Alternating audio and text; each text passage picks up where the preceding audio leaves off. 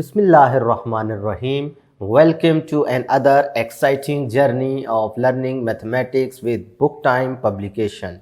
Today we will learn something new and exciting in mathematics grade 3. Let's get started with unit 1, that is whole numbers. And today we will revise all the unit using summary. तो फिर बच्चों summary में हम क्या करते हैं, हमने ये छोटे छोटे पॉइंट्स आपको नज़र आ रहे हैं, इनमें कुछ डेफिनेशंस होंगी, कुछ बेसिक कंसेप्ट्स होंगे जो हमने इस यूनिट में सीखे थे, बस हम उनको रिकॉल करने लगे।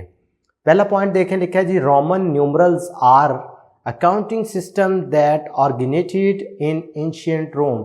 भी आपको याद होगा जब मैंने रोमन नंबर पढ़ाए थे तो आपको बताया था कि ज़माने कदीम में रोम के जो लोग थे रोमन नंबर्स का इस्तेमाल करते थे, उन्होंने ये इन्वेंट किया, ठीक है। उसके बाद मैंने आपको बताया था Roman numbers do not have zero, भी रोमन नंबर्स में ज़ीरो नहीं है, ठीक है। जैसा कि आपने देखा कि 10 है तो 10 को लिखने के लिए भी अल्फ़ाबेट हमारे पास क्या था, एक्स।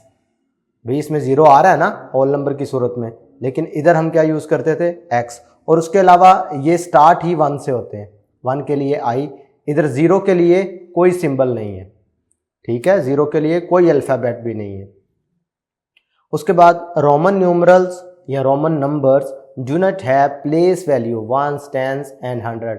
इसमें प्लेस वैल्यू वाला सिस्टम भी नहीं होता, क्लियर है। क्योंकि देखें 10 को डिनोट करने के लिए एक ही अल्फ़ाबेट यूज़ किया, तो इसके लिए फिर अब प्लेस वैल्यू में कैसे जाएंगे। नेक्स्ट देखते हैं, numbers are symbols use for counting, measuring and labelling. ये बड़ा बेहतरीन पॉइंट है। नंबर्स क्या होते हैं, नंबर्स बेसिकली प्यारे बच्चों सिंबल्स होते हैं जो कि हमें मदद देते हैं काउंटिंग करने में, पैमाइश करने में और लेबलिंग करने में।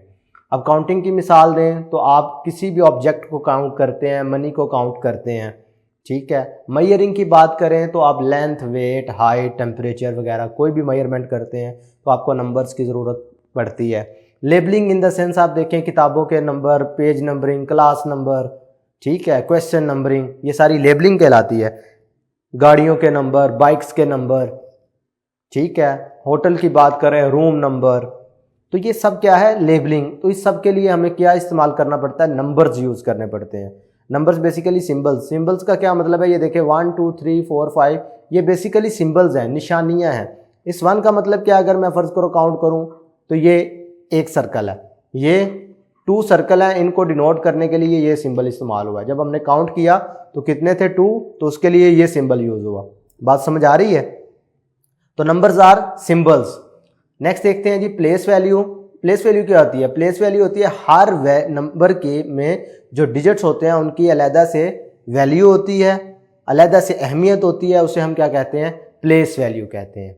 नेक्स्ट देखें जी 1000 is the just 1 more than 999। भाई 1000 जो है वो 4 डिजिट नंबर है और वो 999 से सिर्फ और सिर्फ एक ज्यादा होता है। नेक्स्ट अगर आप देखें तो लिखा है comparing of numbers means identify smaller और लार्जर नंबर्स अमंग 2 नंबर। भाई कंपैरिजन का क्या मतलब होता है, 2 नंबरों को कंपेयर करने का मतलब क्या होता है, उनमें से स्मॉलर या लार्जर यानी ग्रेटर या स्मॉलर नंबर फाइंड करना कंपैरिजन कहलाता है। उसके बाद है ऑर्डरिंग।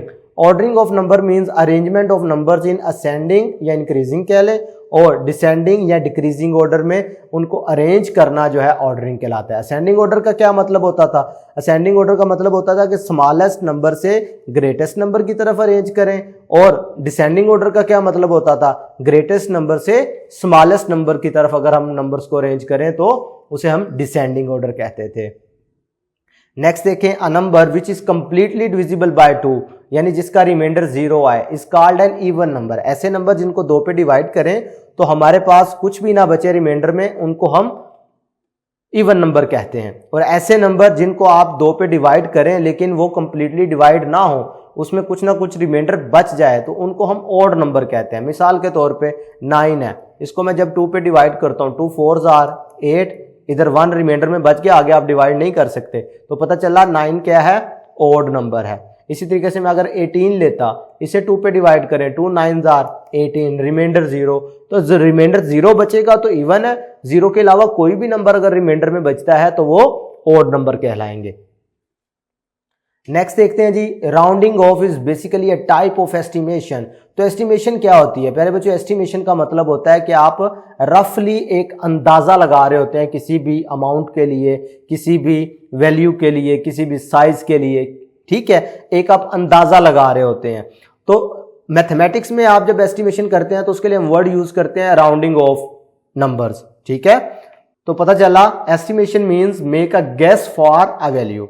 भाई आप अंदाजा लगाते हैं कि किसी चीज की कीमत क्या हो सकती है, किसी दीवार है कोई या कोई ऑब्जेक्ट है, उसकी हाइट कितनी है, लेंथ कितनी हो सकती है, विड्थ कितनी है, वगैरह वगैरह डिफरेंट किस्म के आप एस्टिमेशन, यानी जहां कभी भी मेजरिंग, कैलकुलेशन, काउंटिंग वगैरह हो तो आप एक रफली एस्टिमेट लगाते हैं, इसको हम क्या कहते हैं? एस्टिमेशन। मेरे बच्चों आज के लिए इतना ही, नेक्स्ट वीडियो में फिर मिलते हैं। अल्लाह हाफिज।